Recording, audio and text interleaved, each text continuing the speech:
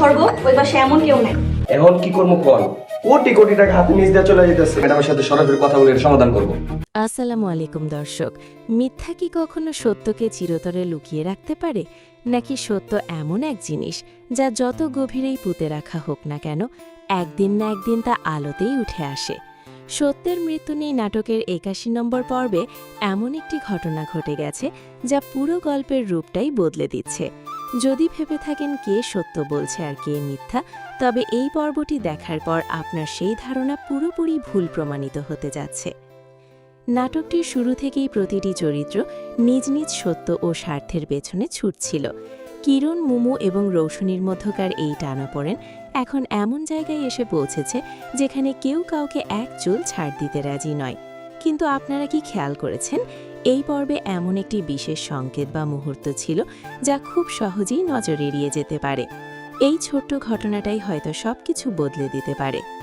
দৃশ্য তো খুব সাধারণ মনে হলেও ভেতরের সত্যটা কিন্তু অনেক বেশি ভয়ঙ্কর।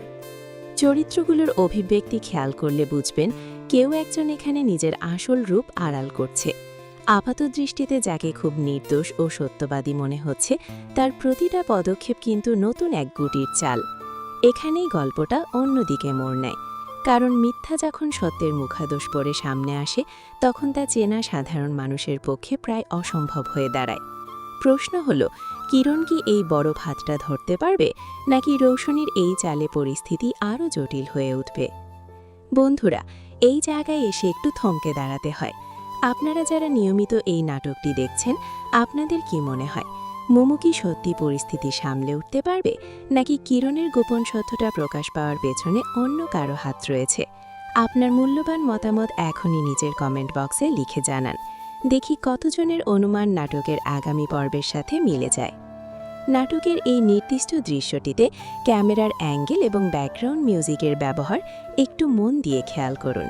কিন্তু পরিচালক কি ইচ্ছা করে এই ক্লুটি রেখে দিয়েছেন? সচরাচর আমরা যা খালি চোখে দেখি, নাটকের স্ক্রিপ্ট কিন্তু তার উল্টো পথে হাঁটে।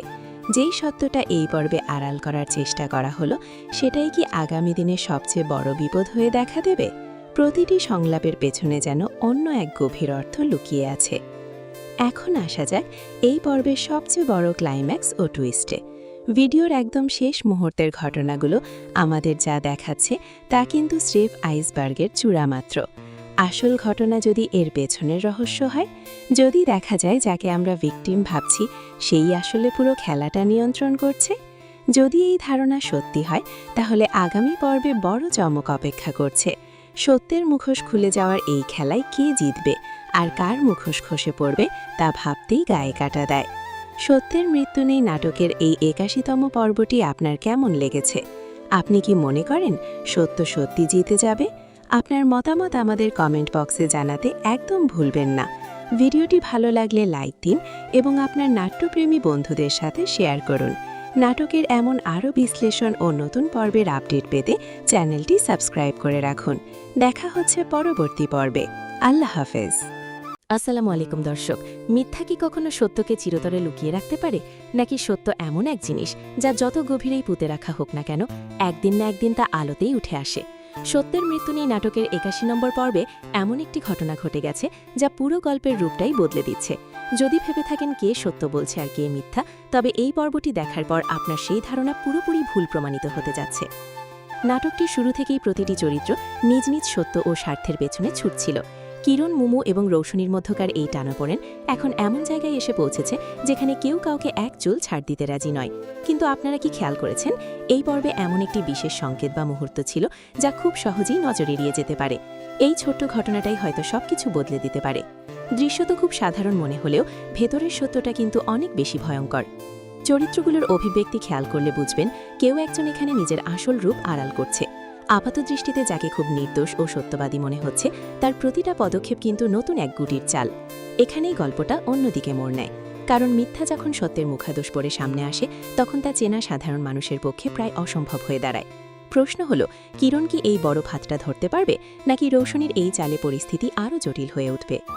বন্ধুরা, এই জায়গায় এসে একটু থমকে দাঁড়াতে হয়। আপনারা যারা নিয়মিত এই নাটকটি দেখছেন, আপনাদের কি মনে হয়, মুমু কি সত্যি পরিস্থিতি সামলে উঠতে পারবে, নাকি কিরণের গোপন সত্যটা প্রকাশ পাওয়ার পেছনে অন্য কারো হাত রয়েছে? আপনার মূল্যবান মতামত এখনই নিচের কমেন্ট বক্সে লিখে জানান। দেখি কতজনের অনুমান নাটকের আগামী পর্বের সাথে মিলে যায়। নাটকের এই নির্দিষ্ট দৃশ্যটিতে ক্যামেরার অ্যাঙ্গেল এবং ব্যাকগ্রাউন্ড মিউজিকের ব্যবহার একটু মন দিয়ে খেয়াল করুন। কিন্তু পরিচালক কি ইচ্ছা করে এই ক্লুটি রেখে দিয়েছেন?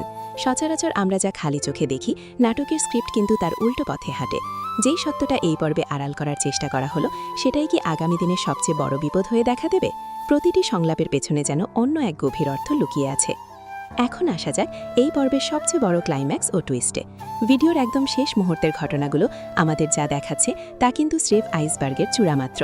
আসল ঘটনা যদি এর পেছনের রহস্য হয়, যদি দেখা যায় যাকে আমরা ভিকটিম ভাবছি সেই আসলে পুরো খেলাটা নিয়ন্ত্রণ করছে, যদি এই ধারণা সত্যি হয়, তাহলে আগামী পর্বে বড় চমক অপেক্ষা করছে। সত্যের মুখোশ খুলে যাওয়ার এই খেলায় কে জিতবে আর কার মুখোশ খসে পড়বে তা ভাবতেই গায়ে কাটা দেয়। সত্যের মৃত্যু নেই নাটকের এই ৮১তম পর্বটি আপনার কেমন লেগেছে? আপনি কি মনে করেন সত্য সত্যি জিতে যাবে? আপনার মতামত আমাদের কমেন্ট বক্সে জানাতে একদম ভুলবেন না। ভিডিওটি ভালো লাগলে লাইক দিন এবং আপনার নাট্যপ্রেমী বন্ধুদের সাথে শেয়ার করুন। নাটকের এমন আরও বিশ্লেষণ ও নতুন পর্বের আপডেট পেতে চ্যানেলটি সাবস্ক্রাইব করে রাখুন। দেখা হচ্ছে পরবর্তী পর্বে। আল্লাহ হাফেজ।